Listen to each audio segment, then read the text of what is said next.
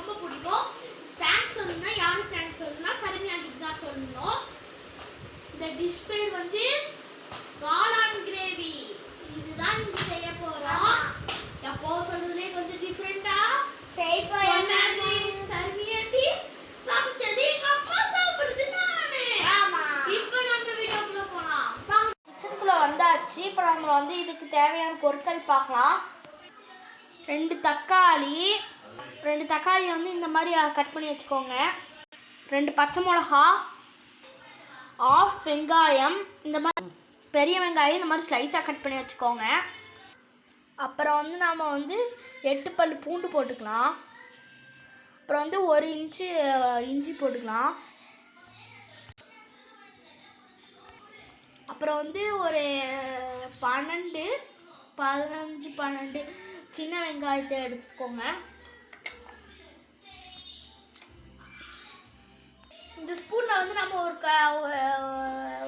Spoon நடக்கலை இந்த மாதிரி ஸ்பூனில் போட்டுக்கோங்க. பட்டை 2 ஸ்பூன் போட்டுக்கலாம். இப்போ நம்ம அரைச்சி எடுத்துக்கலாம். அம்மா வந்து இப்போ வந்து அடுப்பு பற்ற வச்சு பாத்திரத்தை வச்சுட்டாங்க. இப்போ வந்து எங்கள் அம்மா வந்து ஆயில் ஊற்ற போகிறாங்க. ஊற்றிக்கலாம். இந்த டிஷ்ஷுக்கு வந்து ஆயில் வந்து கொஞ்சம் எச்சாதான் ஆகும், ஆனால் டேஸ்ட் வந்து நல்லா இருக்கும். இப்போ நம்ம வந்து எண்ணெய் வந்து காஞ்சிருச்சு. இப்போ எங்கள் அம்மா வந்து வெங்காயத்தை போட போகிறாங்க. போட்டுக்கலாம். மாதிரி எல்லா வெங்காயத்தையும் போட்டுக்கலாம். வெங்காயம் வணக்கிறதுக்காக நம்ம இப்போ கொஞ்சம் உப்பு போட்டுக்கலாம். போட்டாச்சு, வணங்கிக்கலாம். இப்போ வந்து நம்மளுக்கு வந்து வெங்காயம் வந்து வணங்கிடுச்சு. எங்கள் அம்மா வந்து கையில் வச்சிருக்க அளவு இஞ்சி பூண்டு பேஸ்ட் வந்து நம்ம 2 ஸ்பூன் போட்டுக்கலாம். இந்த மாதிரி போட்டுக்கலாம். இப்போ வந்து நம்மளுக்கு இஞ்சி பூண்டு பேஸ்ட் வந்து நல்லா வணங்கிடுச்சு. இப்போ நம்ம வந்து அரைச்சி வச்சிருக்க மசாலாவை போட்டுக்கலாம்.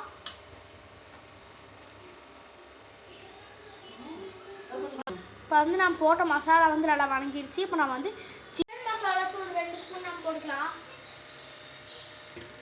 அதே ஸ்பூனில் வந்து நம்ம வந்து 1 ஸ்பூன் வந்து மல்லித்தூள் போட்டுக்கலாம். இப்போ வந்து நம்ம 1/2 ஸ்பூன் மஞ்சத்தூள் போட்டுக்கலாம். இப்போ வந்து நம்ம 1 ஸ்பூன் மிளகாத்தூள் போட்டுக்கலாம்.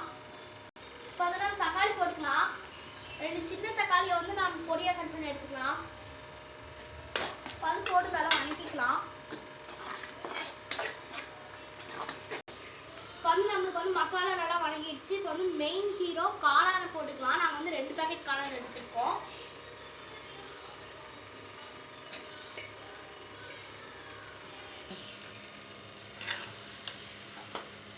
வந்து நம்ம நல்லா வணக்கிக்கலாம். இப்போ நம்ம வந்து தேவையான அளவு உப்பு போட்டுக்கலாம். உப்பு போட்டு நல்லா வணக்கிக்கலாம். இப்போ வந்து காளான் வந்து நல்லா வணங்கிடுச்சு. இப்போ வந்து இந்த காளான் வந்து முழுங்குற வரைக்கும் நாம் வந்து தண்ணி ஊற்றிக்கலாம். தண்ணி ஊற்றிட்டு நம்ம நல்லா வணக்கிக்கலாம். ஒரு 10 நிமிஷத்துக்கு அப்புறமா பார்த்தோம்னா நம்மளோட சுவையான கிரேவி ரெடி. வந்து இப்போ நமக்கு ரெடி ஆகிடுச்சு. எங்கள் அம்மா வந்து இப்போ ஓப்பன் பண்ணி போகிறாங்க. ஓப்பன் பண்ணியாச்சுங்க. பாருங்கள் ஃப்ரெண்ட்ஸ், எவ்வளோ சூப்பராக இருக்குதுங்க. வாவ், செம்ம கலர் ஃப்ரெண்ட்ஸ்.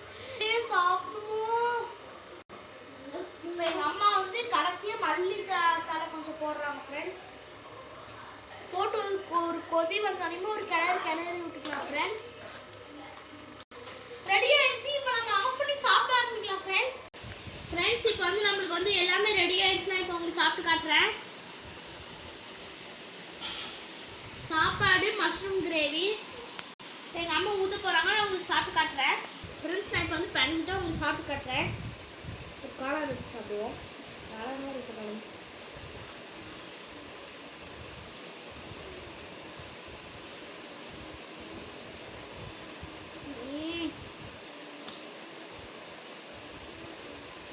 வேற மாதிரி செம்ம டேஸ்ட்டாக இருக்குது ஃப்ரெண்ட்ஸ். இந்த டிஷ்ஷு இந்த டேஸ்ட்டுக்கு வந்து அந்த ஆட்டிங்னா தேங்க்யூ சொல்லணும். அவ்வளோ டேஸ்ட்டாக இருக்குது. இது சாப்பிட்டுட்டே இருக்கும் போல இருக்குது. சரி, பாய் ஃப்ரெண்ட்ஸ். அடுத்த வீடியோவில் பார்க்கலாம். இந்த வீடியோ பிடிச்சிருந்துச்சுன்னா லைக் பண்ணுங்கள், ஷேர் பண்ணுங்கள், கமெண்ட் பண்ணுங்கள், சப்ஸ்கிரைப் பண்ணுங்கள். Bye friends. அடுத்த வீடியோவில் பார்க்கலாம்.